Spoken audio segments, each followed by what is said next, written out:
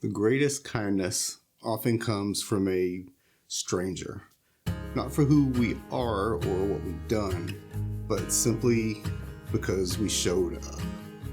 Sometimes that's all it takes to begin healing.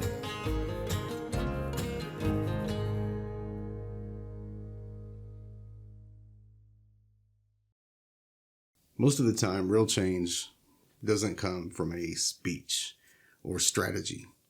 It comes from a single moment, a look, a gesture. One human choosing to see another. When we talk about that kind of kindness, it's easy to imagine the versions that are big, loud, the ones that go viral or make headlines. But the kind that often stays with us the longest, those are the quiet ones. They're the kind that don't ask for anything in return. This world often encourages us to keep our distance. We're told to protect our time, guard our space, and evaluate others before we give away any of our energy. And while that has wisdom and it has a place, so does grace. There's something radical about making room for someone you don't understand, about listening when you don't have to, about seeing worth in someone who hasn't earned it by the world's standards. I think that kind of kindness carries the power to shift not only someone's day, but their life, and maybe even yours. Because every person you pass on the street, every voice you scroll past online, every face you encounter in a crowded room, they're all part of the same fragile, miraculous story. So today, let's pause. Let's talk about what happens when we stop treating love like it's scarce and strangers like they're someone else's responsibility. Let's talk about what happens when we begin seeing others not as problems to solve, but as people to welcome. What might change in your life if you welcomed others before you understood them?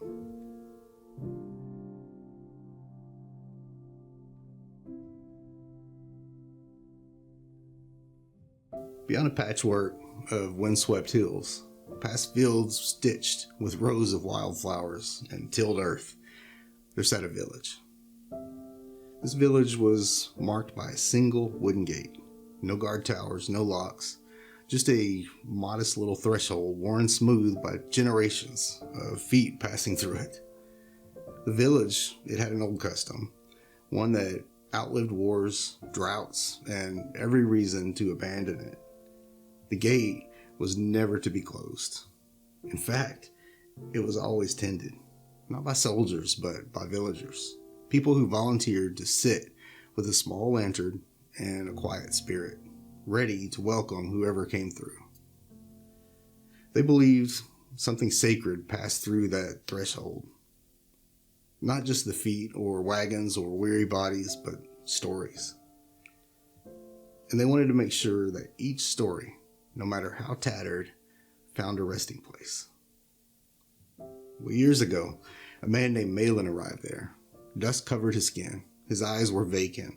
His coat hung loose over a frame that had known hunger and hardship. He didn't ask to be let in. He simply stood there. And the gatekeeper that day was a woman named Aura. And she didn't ask for his story. She didn't inspect his hands or demand his past. She just offered him bread, a basin of warm water, and a place to sit to catch his breath. And when he tried to leave the next morning, she smiled and just said, "You're not finished yet." So he stayed. Days turned into weeks, and somehow Myles began to return to himself. Not in great flashes of joy, but in quiet tasks, helping rebuild the schoolhouse roof, harvesting carrots from the shared garden, sweeping the meeting hall every time I needed it. Years passed, and one morning, Myles, now a little bit grayer, a little bit fuller, and slower, volunteered for his first watch at the gate. He didn't call it guarding. He called it remembering. It was on one of those mornings that a figure approached, slow, heavy, and bent beneath the weight of rusted old armor. It was a soldier.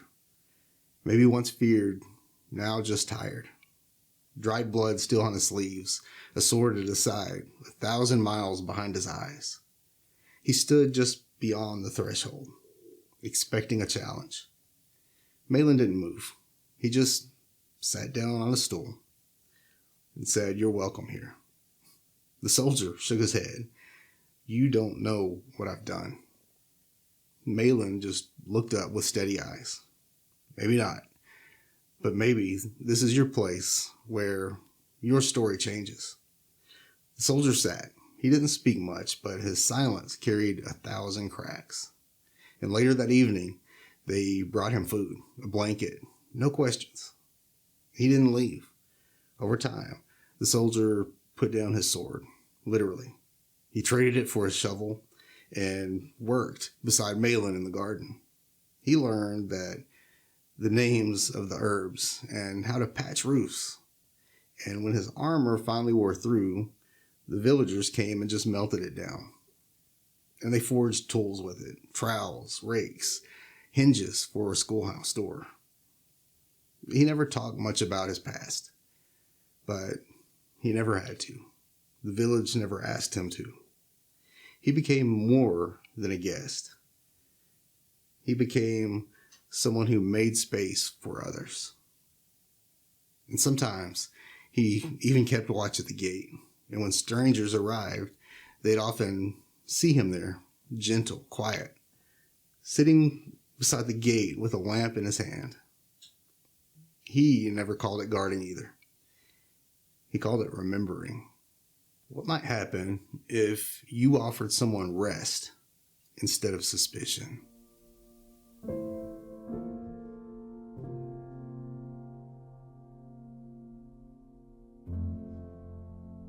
Thank you for being here.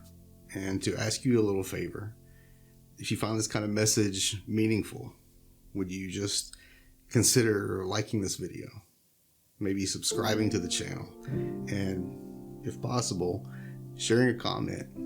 Each time you do, it truly does help this message reach someone who's out there that may need this, someone feeling unseen, unheard, or forgotten. Thank you.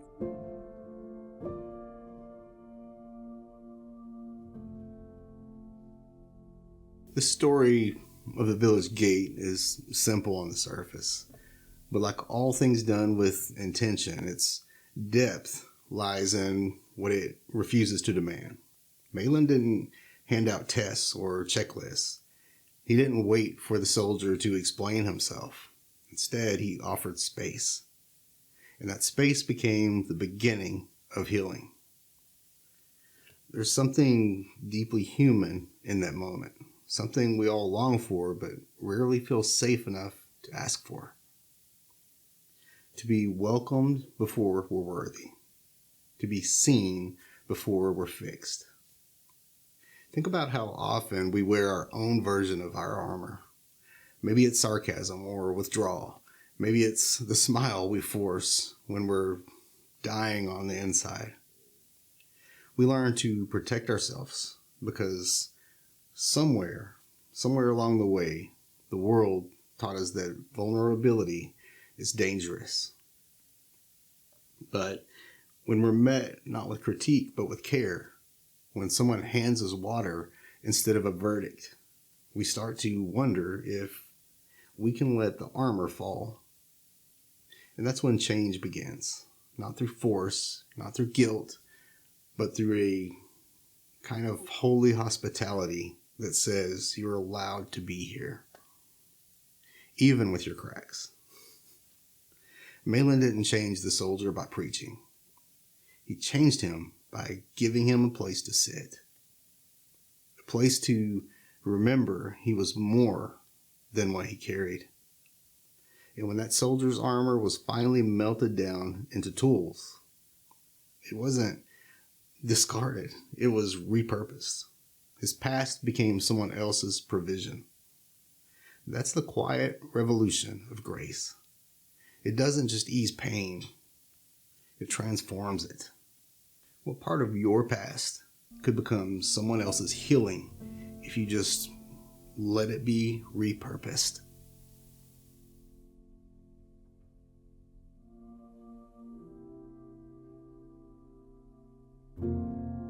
I remember a moment that shifted something inside of me. It wasn't loud or life altering in the grand sense, but it made me pause. And in that pause, something opened. I was driving home one afternoon, just distracted by my own thoughts as usual. And it had been a long drive, a long day. You know, the kind where your shoulders feel like they're carrying bricks and your mind just won't stop replaying the things you wish you had done better. Well, up ahead, I saw a car pull over. The hazard lights blinked slowly, like a tired old heartbeat. A man stood next to it, fumbling with a jack, clearly struggling to change a flat tire. I almost kept driving. I told myself someone else would stop.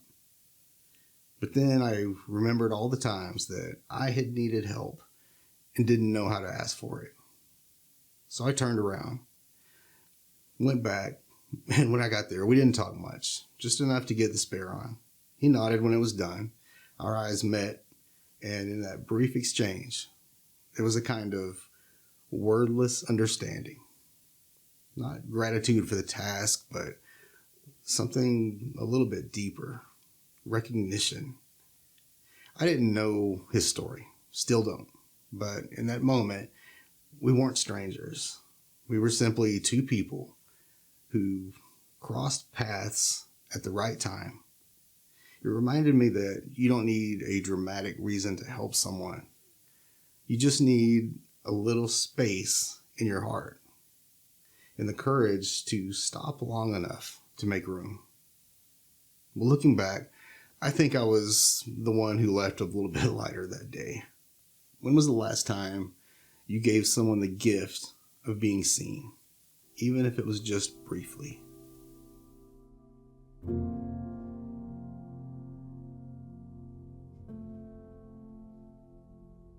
There's a kind of person that you don't forget, not because they're loud or impressive, but because you feel calmer around them, safer, more yourself. These people often don't make headlines. They don't demand attention, but their presence does something that steadies you, softens you. They carry a quiet hospitality that says you don't have to be perfect to rest here. And that's what it means to be a safe place. Not a savior, not a fixer, just a steady light in someone else's storm. And becoming that kind of person isn't about extraordinary effort. It's about ordinary grace. It looks like listening without interrupting, letting someone sit in silence without rushing to fill the void, speaking truth gently with the intent to build, not to win. Being a safe place is about being a practice of seeing people, really seeing them, not for who they pretend to be or what they've accomplished, but for who they are beneath all of it. This also means learning to hold our own boundaries with tenderness. It means being honest about what we can give, and trusting love doesn't require exhaustion to be genuine. Some of the safest people that I know are the ones who know how to say no without shame. They love well because they rest well. They don't pour from emptiness. And here's the truth that often gets lost. You can be that safe place for yourself too. Speak kindly to yourself when you fall short. Sit with your own discomfort without trying to push it away. Celebrate your small steps, even when no one notices. Because the way you treat your own soul echoes into the way that you treat others. Being a refuge doesn't mean always having the right words. Often, it means saying the simplest things, Just, I'm here. I see you. You don't have to explain. And sometimes that's the turning point that gets you. That's where change begins. Not with a solution, but with a welcome. How can you create a safe space within yourself or for others that feels safe, kind, and unhurried?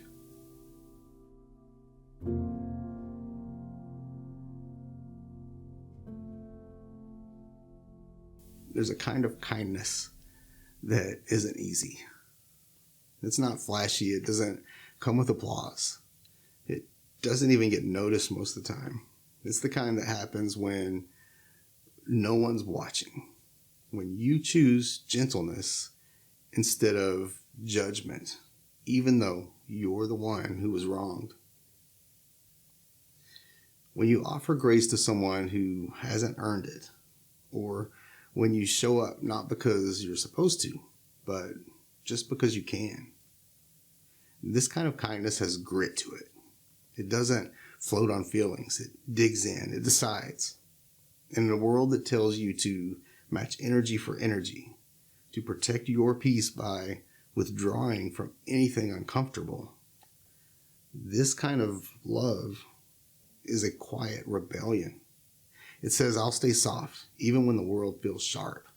It says, I'll be honest, but not cruel. I'll be firm, but not cold. I'll be brave enough to stay open, even when I'm afraid. And that's not weakness, that's strength. Strength shaped not by control or dominance, but by compassion.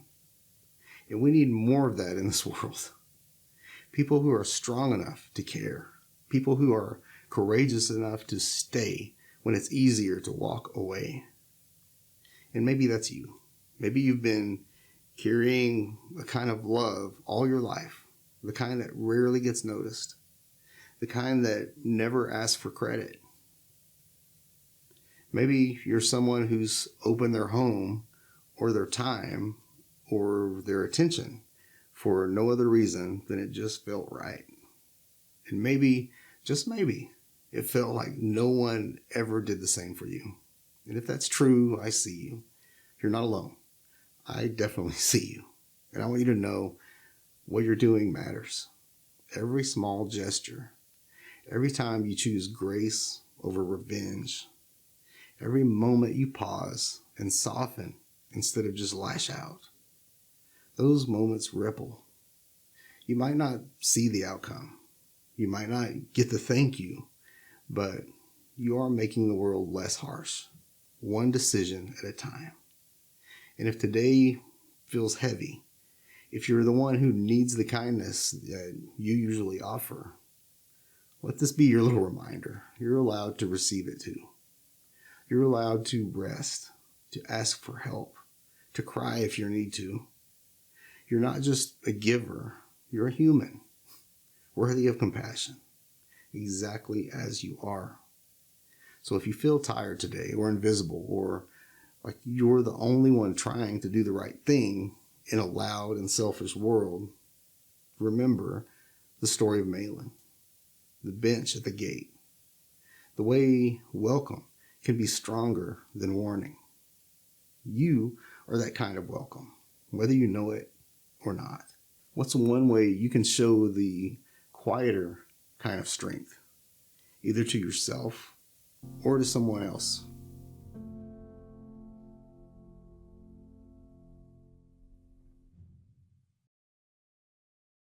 We often think of family as something we're born into, but in truth, it's something that we build, one act of love at a time. It shows up in the small decisions, the waves across the street, the pause to listen, the gentle patience that sees past mistakes. When we live like strangers, the world feels cold. But when we choose to live like family, offering grace, making room, breaking the silence, we create warmth that spreads far beyond what we can measure. It won't be perfect. We'll definitely miss chances. We'll get it wrong sometimes. But every effort counts. Every moment of courage to choose kindness over cynicism matters. And who knows? You might be the reason someone puts their armor down. So keep going. Keep being a safe place. And when you need it, don't be afraid to ask for a bench of your own. Because in this big world, belonging starts with just one person. One person who's willing to believe you deserve it.